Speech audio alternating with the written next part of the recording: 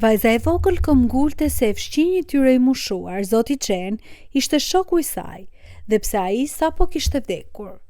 E hutuar Jennifer kontrolloi incizimet e sigurisë së oborrit të shtëpisë nga muajt e fundit. Ajo që zbuloi në ato regjistrime bëri të merrte menjëherë telefonin dhe të thërriste policinë. Robert Chen kishte jetuar pranë familjes Hoffman për gati 10 vjet. Ishte një mësues në pension në fund të 70-tave që mbante kryesisht veten pas vdekjes së gruas së tij. Dy familjet ishin të sjellshme kur takoheshin, po kurrë nuk u bën të afërt. Kur Robert vdiq papritur nga një atak kardiak, Jennifer dhe Tom Hoffman dërguan lule dhe morën pjesë në funeral. U ndje çuditshëm të thoshin lam të mirë dikujt që kishte qenë pjesë e rutinës së tyre ditore, por që ata mezi e njihnin. Jeta u kthye në normalitet shpejt. Pastaj rreth një javë më vonë, ndodhi diçka e pazakontë gjatë darkës. Emma 6 vjeçare pyeti kur do të kthej zoti Chen. Jennifer i kujtoi butësisht vajzës së saj se zoti Chen kishte vdekur dhe nuk do të kthehej. Sytë e Emës u mbushën menjëherë me lot. Ajo këmbgulte se zoti Chen ishte shoku i saj dhe se gjithmonë sigurohej që ajo të ishte sigurt kur luante jashtë. Prindërit e saj rrinin aty plotësisht të hutuar. Jennifer nuk mbante mend ta kishte parë ndonjëherë Emën dhe Robertin të kishin më shumë se shkëmbime të shkurtra. Atë natë, Jennifer nuk mund të hiqte ndjenjën e çuditshme. Pastaj kujtoi kamerat e sigurisë që kishin instaluar 6 muaj më parë. Kamera e oborrit të pasëm do të kishte kapur Emën duke luajtur jashtë. Jennifer hapi incizimet dhe filloi të lëvizte në përregjistrimet e fundit. Shikoi Emën duke luajtur vetëm, duke hipur në biçikletë, duke vizatuar me shkumës. Por pastaj Jennifer vuri re diçka. Në disa klipe, Robert shfaqej në oborrin e tij gjatë kohës kur Emma ishte jashtë. Në fillim kjo dukej e pafajshme, por ndërsa Jennifer shikonte më me kujdes, diçka ndiej keq. Robert nuk ishte thjesht duke ndodhur të ishte në oborrin e tij. Ai qëndronte aty duke shikuar. Vëmendja e tij nuk ishte në librin në duart e tij ose në bimët që po kujdesej. Ai po shikonte drejt pronës së tyre, i pozicionuar ku kishte pamje të qartë të Emës. Ndonjëherë për 20 minuta ose më shumë, mezi lëvizte. Jennifer ndjeu një të ftohtë. Thirri Tomin për të parë incizimet. Së bashku nxorën më shumë klipe nga javët e mëparshme. Modeli ishte i pamohueshëm. Pothuajse çdo herë që Emma luante jashtë, Robert ishte aty duke shikuar me intensitet. Tom u përpoq ta qetësonte Jennifer. Ndoshta plaku ishte thjesht i vetmuar, por Jennifer nuk mund ta hiqte ndjenjën e shqetësuar. Kjo dukej obsesive. Të nesërmen në mëngjes, Jennifer filloi të rishikonte incizime më të vjetra, duke shkuar javë mbrapa. Pastaj, ndërsa shikonte një klip nga 2 muaj më parë, Jennifer pa diçka të re. Emma po luante në robor. Robert ishte në pozicionin e tij të zakonshëm, por pastaj një makinë u afrua ngadalë në rrugën para shtëpisë së tyre. Thjesht rrinte aty, me dikë brenda se po shikonte shtëpinë e tyre. Makina qëndroi për disa minuta para se të largohej. Gjatë asaj kohe qëndrimi i Robertit kishte ndryshuar. Ai qëndronte më vigjilent, sikur ta kishte vënë re edhe ai makinën.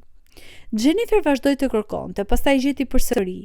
E njëjta makinë që shfaqej 3 javë më vonë, i njëjti vend, i njëjti model para se të largohej.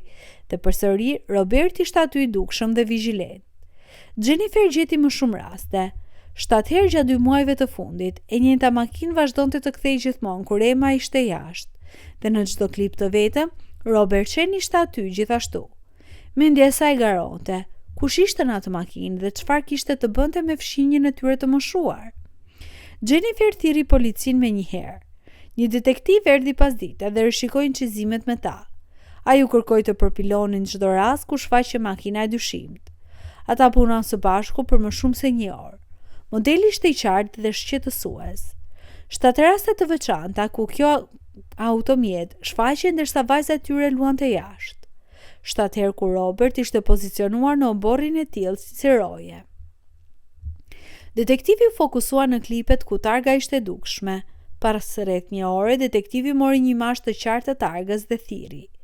Jennifer dhe Tom rrinin në ankth duke pritur informacion për kë ishte makina. 20 minuta më vonë, telefoni i detektivit ra. Kur u kthye nga marrja e thirrjes, shpreha e tij kishte ndryshuar. ai dukej më pak i shqetësuar dhe më mendimtar. Makina i përkiste një gruaje të quajtur Margaret Lawson. Ajo jetonte 3 qytete larg dhe nuk kishte rekord kriminal. Kur oficerët shkuan të flisnin me të, ajo u sheh menjëherë dhe u tregoi gjithçka. Margaret shpjegoi se kishte qenë nxënëse e Robertit 30 vjet më parë. Disa muaj më parë ndodhi të kalonte nëpër lagje kur pa Emën duke luajtur jashtë. Vajza e vogël e goditi Margaret me forcë dërmuese. Emma duke pothuajse saktësisht si vajza e saj, e cila kishte vdekur në një aksident makine 5 vjet më parë në të njëjtën moshë. Margaret pranoi se e dinte se sjellja e saj ishte gabuar, por i gjeti veten të paaftë për të ndaluar. Ajo do të sajonte justifikime për të qenë në zonë, duke parkuar për vetëm disa minuta për të parë Emën duke luajtur. Ajo kurrë nuk ju afrua shtëpisë ose nuk tentoi kontakt. Thjesht shikonte nga distanca, duke ju përmbajtur ngushëllimit të dhimbshëm të shikimit të një fëmie që i kujtonte vajzën e saj. Gjatë një prej vizitave të saj, Margaret vuri re Robert Cheno, burrin e tij. Ajo e njoh menjëherë. Sytë e tyre u takuan dhe Margaret e dinte se ai e kishte parë dhe e kuptonte çfarë po bënte. Robert kurrë nuk e konfrontoi Margaret. Ai kurrë nuk thiri policin, por nga i moment çdo herë që Margaret kalonte me makinë, Robert ishte aty, i pozicionuar me qëllim, i dukshëm vigjilent, duke krijuar një barrierë mes Margaret dhe vajzës së vogël, në të cilën ajo ishte fiksuar. Detektivi shpjegoi se Robert kishte qenë duke dokumentuar vizitat e Margaret, duke shkruar datat dhe orët. Ai e kishte bërë praninë e tij të dukshme, duke u siguruar që Margaret të kuptonte se Emma ishte mbrojtur. Ai qëndronte roje pa kërkuar ndonjëherë njohje, duke mbrojtur në heshtje fëmijën e fshinjit nga sjellja e pashëndetshme një gruaje në zi.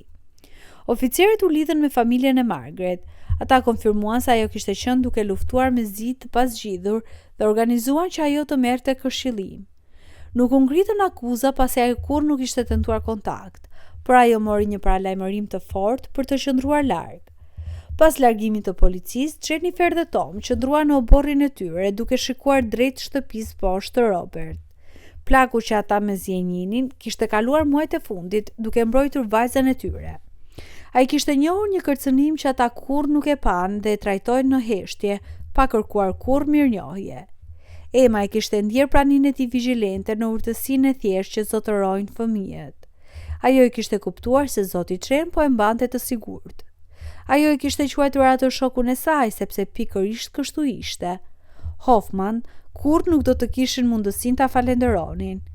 Çfarë do të kishit bërë ju nëse do të zbulonit se dikush kishte qenë duke mbrojtur në heshtje fëmijën tuaj pa e ditur ju ndonjëherë?